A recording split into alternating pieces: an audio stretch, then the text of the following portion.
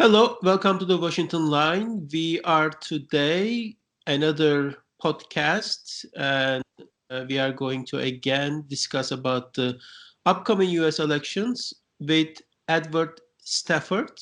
Welcome to the program, Edward. Thank you. Edward Stafford is retired from the U.S. Foreign Service officer in October 2016.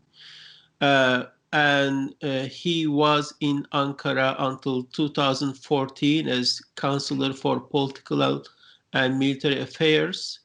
Edward has been a long time contributor to Ahval. He has been frequently writes on Turkish-U.S. relations with his decades-long experience, and we are very much thankful to him. I just wanted to repeat it here. We had the first podcast on the U.S. elections and the angle to Turkey last Tuesday. It has been, 4 days, and now we have only 3 days to go. It's very exciting time. I just wanted to ask you again. I think I asked this question last Tuesday, but it has been 4 days. What is your gut feeling? What is your expectation? Two questions. One, do you think we'll know the president by late November 3rd or early November 4th? And the second, who do you think is going to be the US president? Okay, thanks. Thanks for having me here again. The two questions are actually related to each other because if we have a clear indication on the evening of November 3rd, then it's how we got there. It's going to be quite interesting. I think a lot of the predictions are right now that it will be a close election because of the tightening of the polling data from the swing states or the battleground states, the ones that are going to tip the balance one way or the other for the Electoral College. So at this point, I would say it's more likely it will be several days, probably 3 or 4, before we have a real clear winner. It could be even longer if there are disputes about the way the ballots were counted. In the 4 days since we last spoke, the U.S. Supreme Court has rendered decisions on a number of cases that have to do with the counting of ballots. And these are, of course, in those swing states, those battleground states. So the first one is Pennsylvania, which has 20 electoral votes, and it's considered crucial to both candidates. And the ruling currently is that if a ballot is received up to 3 days after Tuesday, it can be counted. But there's a challenge outstanding to that interpretation of the law. And so it is possible the Supreme Court will change that. So the Supreme Court directed or responded to a decision by the Secretary of State of the state of Pennsylvania, who manages the election,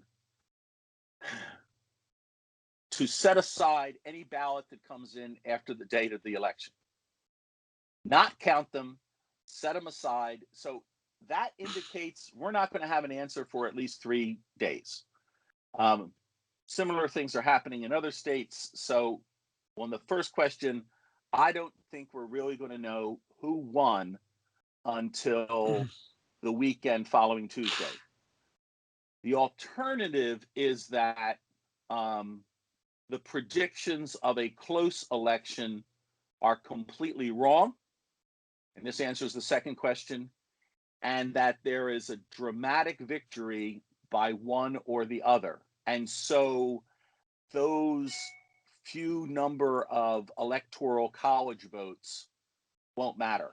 And so we will know.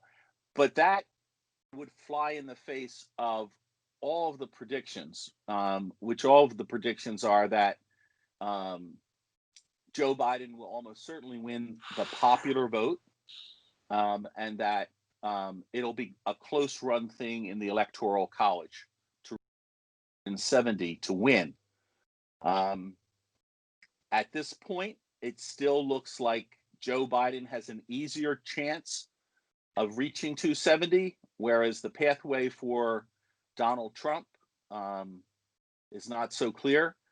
But what's muddied it is that Joe Biden himself, as I mentioned 4 days ago, has said, we're going to keep fighting till the very end. And previously, the strategy was for Joe Biden to avoid the campaign trail because they were afraid that he would say something foolish, as he is wont to do. Well, why are they now pulling out all the stops and having Joe Biden and Barack Obama, who has come out and is campaigning for Joe Biden, as he would not do previously? Some interpreters say, oh, this is because, in fact, it's a lot closer in the battleground states than anyone thought.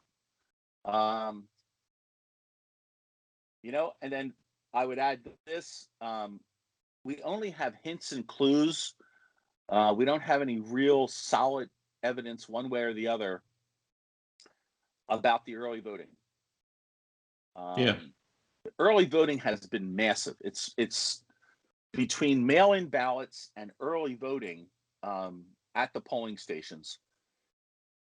It's approaching 80 million,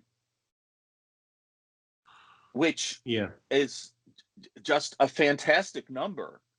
Now, there's probably going to be somewhere between 140 and 160 million ballots cast, which means at this point, we're probably at half or more than half of the votes cast.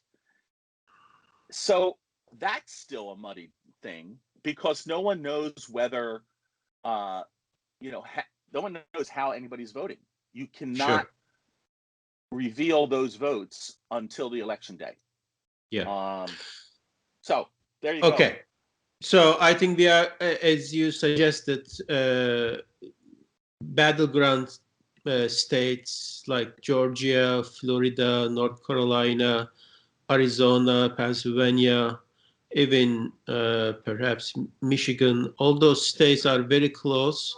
Some of them tightening for the last week or two. So it's really hard to. So let's move to Turkish angle. That's where we are very much interested in here. So last time, we are going to put the link below of this podcast for the last week's or last Tuesday's podcast. But we talk about number of potential Biden officials if Biden victory prevails next week. And Tony Blinken, we talk about, and a little bit of Nick Burns, Jack Sullivan, and Brett McGurk. So can you please just recap of these four and then tell us what else you expect as the if Biden wins, his A team starting next year? Yeah, I think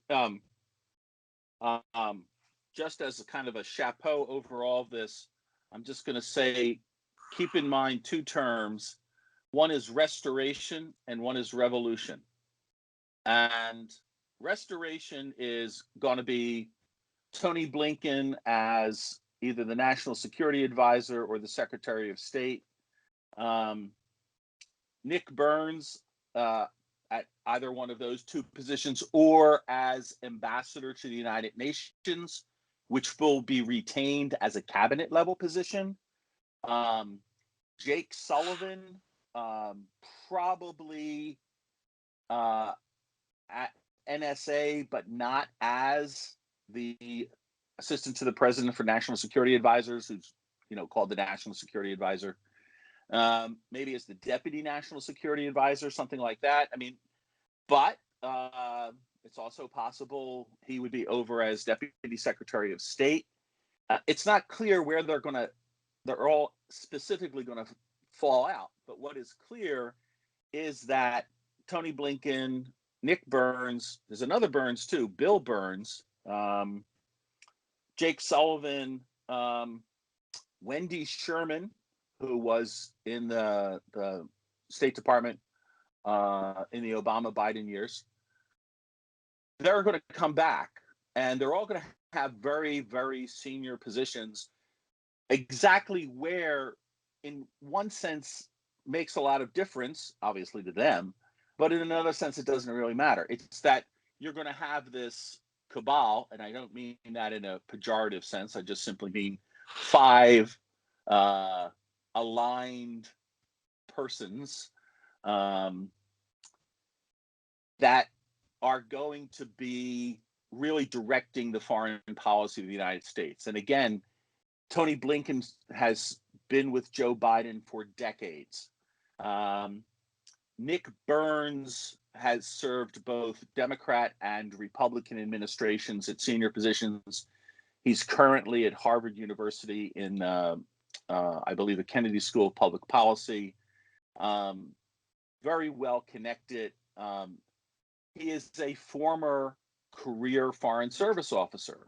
So bringing him in would help to heal the relationship with the career professionals and the White House politicos.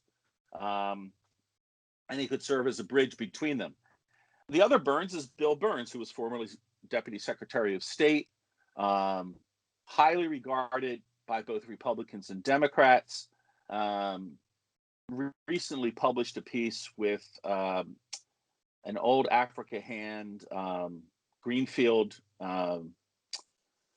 Lisa Thomas Greenfield, and she and he are talking, it was this long piece about how to restore America's leadership in the world. I think Bill Burns is also going to be brought in, again, because he has the gravitas and he has the stature within the foreign policy community in DC that he would be acceptable. Bill Burns currently at Carnegie, right? Right. They are talking about. Yeah. Okay. Yeah, and he's he rose to the level of Deputy Secretary of State. Yeah. He is he published a book called Back Channel about a year ago. Gives you an idea of his vision of and what he would bring. Another one like Nick Burns would kind of interesting if you had both Nick and Bill back. They're not related. But again, it would be a way to build bridges between the career professionals at the State Department and other foreign affairs agencies with the politicos who are going to come along from the campaign of Joe Biden. Jake Sullivan, he's a politico, but again, he had senior positions during the Obama Biden time. Very likely to come back. And Wendy Sherman, the same. Brett McGurk. This is an interesting one because, Brett McGurk was, we used to joke, those of us who are working on the Iraq project, Brett was McCain's guy. And, what is her name? Elise, Congresswoman, 8th District, Michigan. Forgetting her name. Was it Catalano? Maybe. Okay, so they were both serving on the, Iraq White House team. And the joke in 2008, it wasn't a joke, it was real, was that Brett was feeding information to John McCain's campaign, and Elisa was feeding information to Barack Obama's campaign. Hmm. She then moved on, and she was working in the State Department, and then she was working over at the Department of Defense, and then 2 years ago, picking the right moment, because 2018 was an kind of anti-Trump reaction election that increased the Democrats' seats in the House by like 10%. I mean, Yeah. out of the total, like 40 seats or so. And she ran and won close fought battle in the 8th District of Michigan. And she's having a tight race this year, so it'd be interesting. But she's again one of those people who's been around for a long time and would be part of the restoration, the return to normalcy that you would see from the names mentioned. There are other people, who I'm really not familiar with, names that keep floating out there. A woman named Avril Haines, a woman named Julie Smith, Spencer Boyer, Michael Carpenter. But these are names I'm not familiar with, and they don't seem to have been part of Team Obama Biden, 5, 6, 7 years ago. And this is where we get into the whole thing about revolution. Are these the people kind of from the more kind of left-wing side of the Democratic Party that will not be satisfied with just going back to the way things were under Obama, that they want to make radical changes in U.S. foreign policy?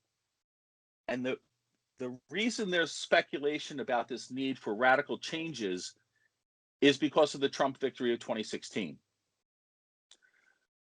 Trump in What 2016. Go ahead. What do you mean by radical change in the foreign policy? Well, this is something that people at Brookings, the think tank Brookings, and also at CSIS have been quietly discussing. Not so much the think tanks Center for a New American Progress, and certainly not the Institute for the Study of War. But what they've been looking at is, okay, Trump won in part because he ran on a policy of America first. We were being taken to the cleaners on trade policy, and we were fighting endless wars. And that appealed to a broad swath of the American public. The idea that the United States should put its own interest first. Now, the reality is every president of the United States puts the interest of the United States first. How they Sure. do it is the discussion. But Hillary Clinton was not able to convince voters that the Democratic administrations had really put the interest of average Americans first. So, the loss of, so just on the trade issue. Now, one can argue about whether Trump has done anything better for trade or not, but he talks about it. And during the Obama-Biden years, there was no discussion about the fact that manufacturing jobs were leaving the United States. Now, why they were leaving is actually much more complex than the bumper stickers that Donald Trump put out there. But so the discussions have been, what can we learn from the average American reaction in 2016? And does that mean that we have got to do a much better job of explaining to the average American why what we're doing in foreign policy is in the interest of the United States. So I'm going to use that to segue into U.S.-Turkish relations under Biden. Exactly, that's what we are waiting for. what Bam. what is going to be different than last 4 years if Biden, with this team you have been talking about, if they come, uh, what's going to be in for Turkey's Erdogan? Well, I think you will see from the career professional side a lot of counsel to not turn Erdogan into a martyr. In other words, the career professionals recognize the strategic importance of Turkey. They recognize its value to the creation of stability in the greater Middle East. So they want to walk a tightrope in which they're tough with Erdogan, but they don't offend the Turkish people. That's a tough tightrope to walk.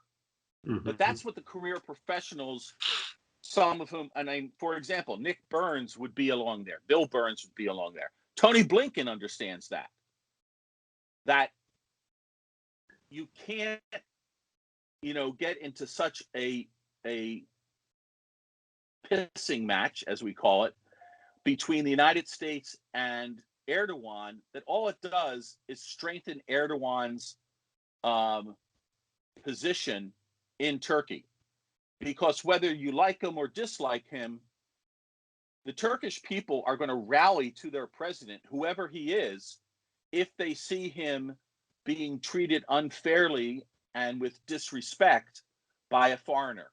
I mean, we're seeing this play out right now with Macron. And again, Erdogan uses this. He uses it very effectively, portraying himself as a victim, and not only himself, but all Turks, as a victim of Western oppression and disrespect and all that. Unfortunately, the names I just gave you, they're smart about this.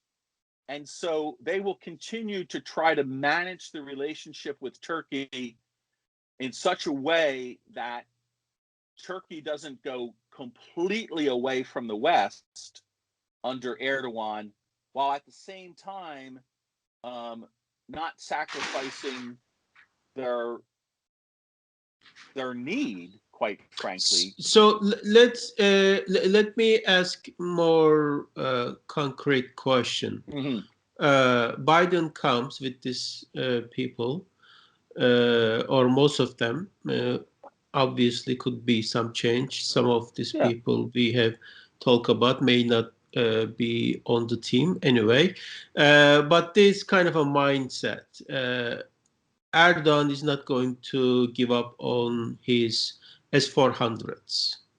Right. I see almost zero. I don't want to say zero chance, but this whole 2016 coup attempt, and then Erdogan is blaming Obama Biden team, and then going for S-400s. This was kind of a reaction to U.S.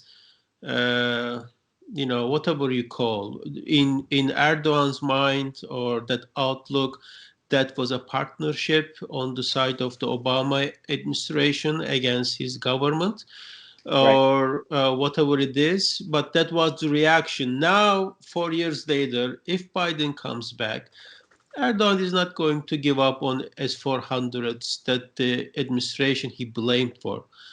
What can this Biden administration do if Erdogan is not giving up on S-400s Well, I think and what you using will it and see. testing it Yeah. actively, by the way? Yeah. I mean, I think the imposition of CAATSA sanctions is it is more likely but not certain. Mhm. And one of the reasons is that, unlike Donald Trump, if people from a Biden administration went quietly to members of Congress who are screaming for the imposition of sanctions, they could talk to them as fellow Democrats and explain quietly why we don't want to turn Erdogan into a martyr.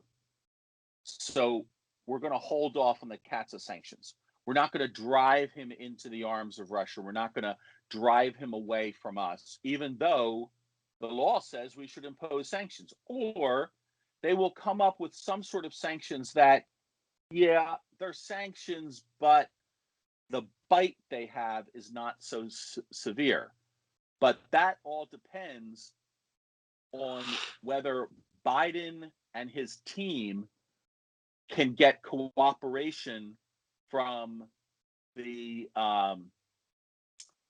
real kind of anti-Erdogan and, in some senses, anti-Turkey sentiments among Democratic members of Congress. Yeah. And it's in some ways it'll be easier though for Biden. I mean, he and his team are going to have good relations and have had them with most of the members of Congress. Some of the kind of new, younger radicals, not so much. But Nancy Pelosi is not going to make life hard for Joe Biden. She's Yeah. not going to allow the rest of the members of Congress to do that.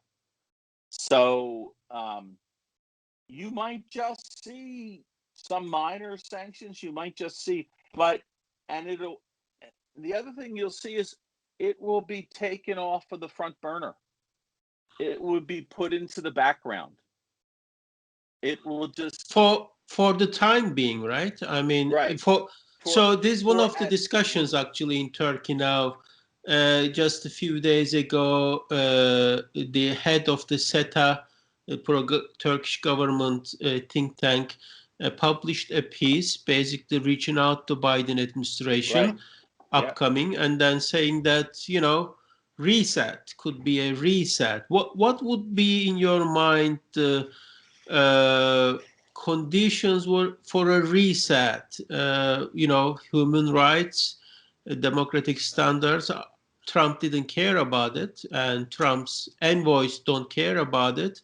But if Biden comes and this administration in Turkey goes the same way, saying basically no rule of law, the media is shut down, and people are being called out as terrorists just because they are opposing Erdogan. These kind of things are going on in Turkey at the same time. Yep. Can Biden administration start a reset or continue a reset for a long time with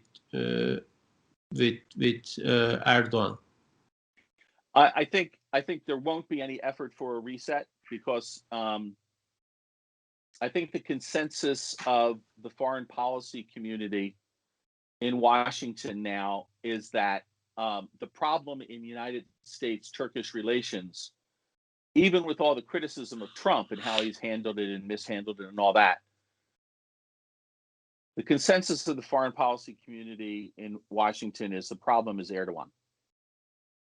He is the problem. And that the only thing to do is to maintain relations with Turkey until the next election and hope desperately that he loses the next election. That's because everything they look at, I mean, if you hammer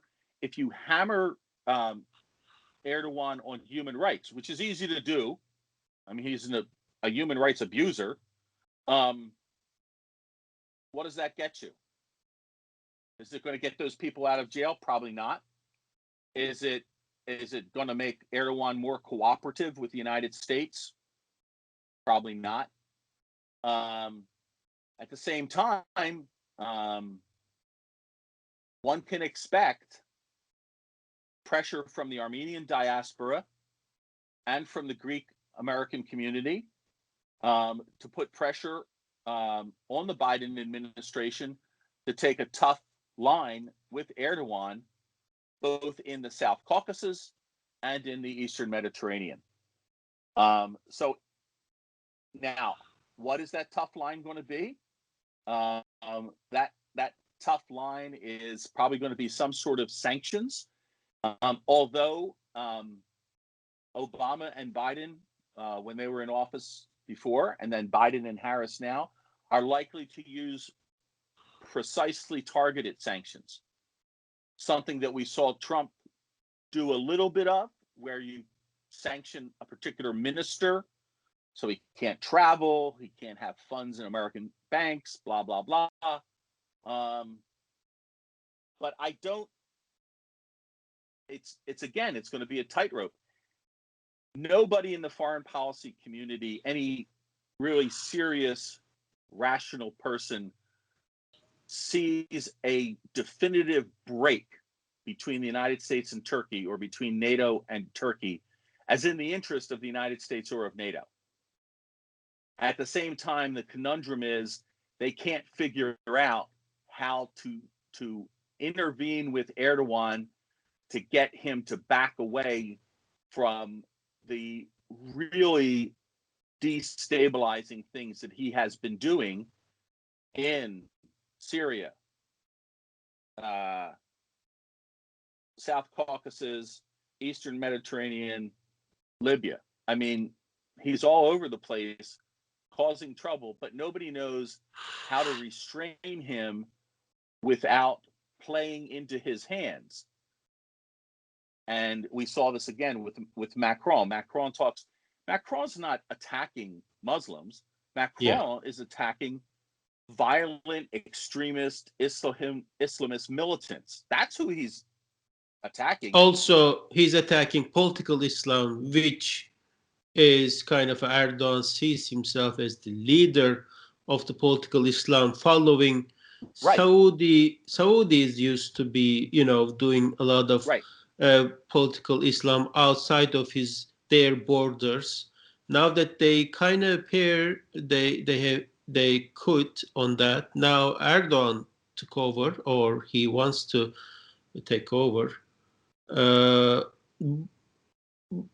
mean, yeah, go ahead. I do not think that a Biden-Harris administration is going to push hard on human rights as much as people think it might. And the reason for that is, notice that there are two names that have not come up. And those two names are Susan Rice and Samantha Powers. And more Samantha Powers than Susan Rice were real strong advocates for the integration of human rights protections into U.S. foreign policy. It did not happen nearly as much as she would have liked. And I just don't see the Biden team. I mean, at least there will be some kind of minimum reaction, right? I mean, that is the difference. Obama administration, during the Obama administration, obviously there is a big difference between Obama administration and Trump, but I was at State Department all 8 years of Obama administration, and they were being criticized very harshly for being quiet about Erdogan's.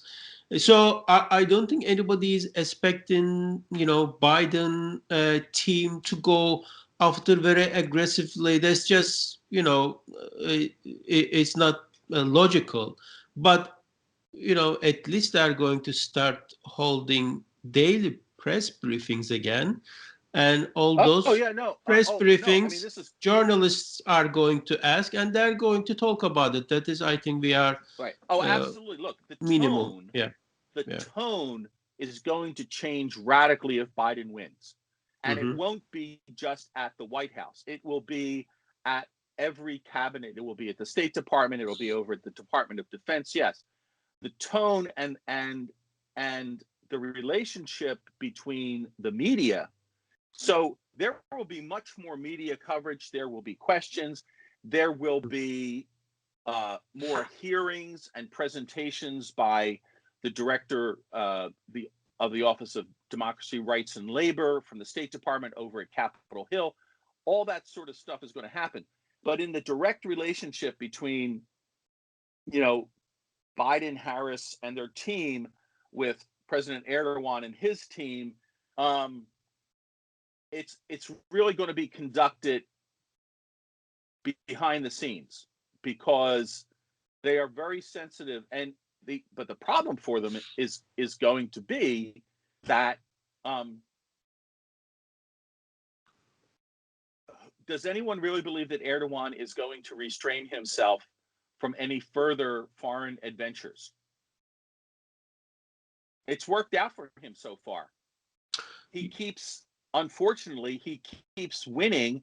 And as I've mentioned before, because he's using proxies most of the time. But then again, the economy is giving some serious signals. The hope of everyone is that as the economy continues to suffer and bleed, that that will create an opening in 2003 for someone to, via the ballot box, replace Erdogan. We'll see. The Biden team, on some other specifics, they're going to be tough about Turkey's efforts in the Eastern Mediterranean. Okay. They're going to be supportive of the Armenian side in the South Caucasus, and they're going to be confused, and nobody's going to figure out what to do about Libya, because essentially Turkey is on the side of the UN-backed government, whereas France is on the side of the rebels, and the Russians are mixed in there with mercenaries. That's a mess. Another thing about the tone that's really important, you really are going to see a much better flow of discussion and information between the State Department and other national security agencies personnel, the politicos brought in by the White House team at the National Security Agency, the National Security Council, and the think tanks and academics who form that thing we call it the foreign policy community. Obviously, through the last 4 years with Trump, that kind of career foreign policy community has wanted nothing to do with him. And yet some of them have grudgingly admitted that some of his initiatives bore good fruit. But the main point is that with the Biden-Harris team, you're going to have a lot of discussion, interaction, sharing of ideas between the think tanks, the academics, the career professionals, and the political appointees. I see. So we are coming to an end, and I am very much, by the way, looking forward to continue this conversation after the elections. That means whenever it might be, Wednesday or Friday or over the weekend, and to then we can talk about more. With the if it's not a going through courts and all the fight to the Supreme Court, I hope that this will be clean, easy, fast. Whichever side will win, it will be peaceful transfer of power. The world needs the U.S. World needs, democratic traditions to continue in this country. Very important for the Yeah. rest of the country, and we will see. Uh, so just one final question, then we can close it, and then again we'll take it next week after the election. Uh, Biden or Trump for the 2021, which one would be better for this administration in Turkey for 2021, you think? Trump would be better for President Erdogan. Biden would be better for the people of Turkey. Okay, well, thank you so much. This was a very quick, clean, uh, and very clear answer. Thanks so much, Edward. This was, unless you have more to say about this team and the elections, I think uh, this should do it for today. Okay. Thank you. Okay, thank you for your time. Much appreciated. Edward Stafford, long-time contributor to Ahval and retired U.S. foreign officer. He has been enlightening us for some years now uh, through his articles and now through podcasts. Looking forward to continue this conversation, and thank you so much for listening.